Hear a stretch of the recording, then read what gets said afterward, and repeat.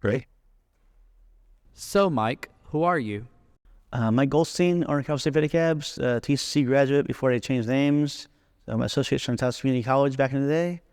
And yeah, that's who I am. What was your childhood like? I guess the generic one here in Tallahassee. So I just grew up north side of town, Killarn, went to W.C. Moore, Swift Creek, Lincoln, and Sale. So yeah, just kind of normal childhood growing up. What did you do as a child, and what were your parents like? I did like t-ball and soccer growing up, a little sports action there, and then just got more involved with the sci-fi and comic book community growing up, and then my parents just kind of helped raise us best they could, and it's just kind of a normal experience growing up. Can you tell us what the city was like when you were growing up? I wasn't really aware of it as a whole because I was more on the north side, so I just didn't really see a lot of this side of town and around the area. But yeah, just normal Tallahassee kind of vibe, I guess, from that perspective. But as I got more out in the world, I got to see more of what this town was about. So different perspective after growing up. I'm going to switch it up a little bit. What's a struggle you may have faced growing up? Um, I mean, growing up Jewish is one thing because we're not a lot of Jewish population in the city, so that was one aspect. But then also getting diagnosed with a disorder in freshman year of high school, so just navigating that through the hormones and everything too. So just between those two things, just kind of navigating health and just growing up Jewish in the town was kind of different too. Can you tell us more about the health scare you had? Yeah, just freshman high school, really kind of crazy getting diagnosed with the genetic disorder from the get-go, but then navigating through high school as a whole, but then just going through the process of dealing with a lifelong disorder after that. So I'm still dealing with it now, and people want to think that from the outside you'd have to go through with stuff like that. But yeah, still going through all that right now is just a process. Whether it was growing up in a small Jewish community or having to go through a genetic disorder, how has that shaped you? I guess definitely provided more strength innerly to just kind of get out from that shell. Because growing up kind of shy and then kind of came out of that later on. But yeah, going through those struggles was definitely helpful as far as being able to have more strength from that and persevere from both of those things. When you go through struggles, it's nice to have someone to be there for you to help you go through it. Can you tell us someone who has been there for you and has impacted your life? My family, but probably my dad more so, just because he's been through that.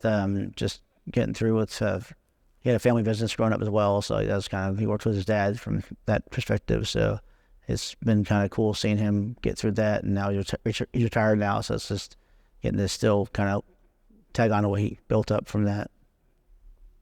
I met your dad, Ron. He's a great guy. What is that one thing he's done for you in your life to help you the most? Just that moxie about him. He's really got that personality to just go into a room and meet people from the get-go. So it's just cool to have that kind of, mentorship to follow from and all that. Would you say that this is where you got your gift of bringing people together?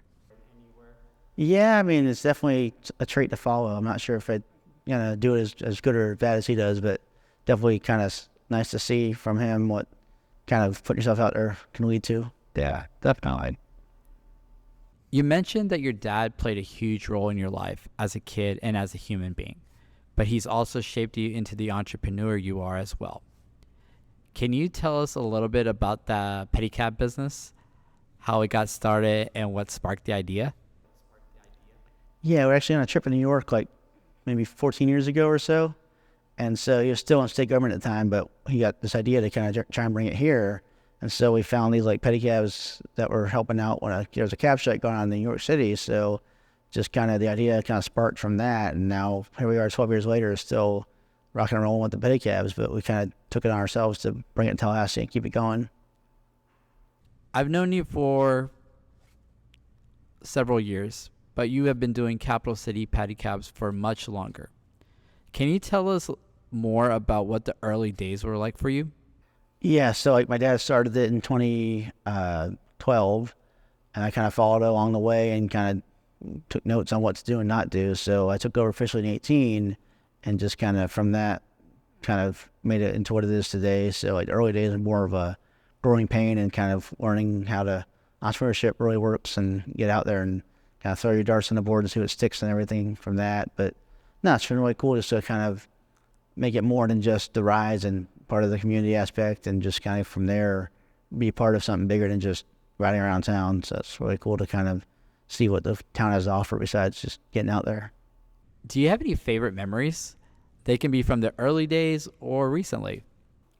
I guess from the early days, just kind of getting your feet wet and really exploring the whole entrepreneurship aspect of running a business. But then once I took over, it's more about kind of figuring out the numbers and, the business side of it more, but then kind of meshing the two of, you still want to have fun with it, but you want to make sure you can still keep the lights on. So it's just kind of cool to see how you can think outside the box sometimes and really kind of make things happen different. Like, this shirt kind of happened organically, but stuff like that kind of keeps the momentum going with the years. If you could only pick one thing, what is your favorite part of your job? Just meeting people, because like we met through some event probably over the years and just kind of connecting the dots along the way. So it's just, you never know what one person could lead to for a relationship building aspect, and just from there it kind of grows on its own and really the light clicks, and at that point it's a matter of, okay, how do you keep this going? But the referral system is really kind of awesome because you never know how one person, either family, friends, etc., because I've been on the streets throughout the years, just like getting hollered at in a good way, but it's like, hey, so-and-so. I'm like, how do you know them? And then that kind of leads into a conversation and more of a development of business relationships and networking and everything from that angle. So it's really cool to be part of that kind of ecosystem and culture of small businesses in town, but then really connecting the people and the dots from that, and kind of a cool aspect of the business is just get to really know people more than just what they do. Agreed. So going back to you, a lot of people know you for your work, but not so much you personally. What do you do in your free time?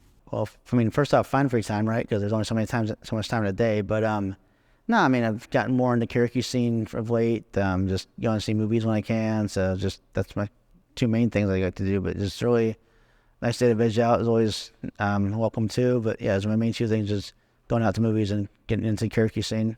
Do you have a favorite karaoke song? I never know, because like to just kind of see what's in the book sometimes, but I do stick to like Broadway and pop culture genres a lot, so those are nice to kind of get out there for. That is definitely something that I did not know about you. We will have to go to Brass Tap sometime. Yeah. What advice would you give to other local businesses? Just don't give up, because the economy is still recovering from the last couple of years, but really stick to your passion, and it does work out in the end. But there are days when you're like, why am I still doing this? But it's really nice to not have to hire and fire yourself every day, but that's part of it too. But it's just, you want to really stick with what you want to do, and if you love it and are passionate about it, it'll pay off in the end. Lastly, Mike, what do you hope people remember you for in, say, 100 years? So the legacy is important because, I took over the company and it's become a whole kind of experience in itself, but there's more to that than the bike. So I want obviously part of it to be people remembering the experience of the rides and just the journey of that, but just person and being kind and just really beyond the business, people should know like what I'm about in addition to that. So that's really kind of separating the two at some point.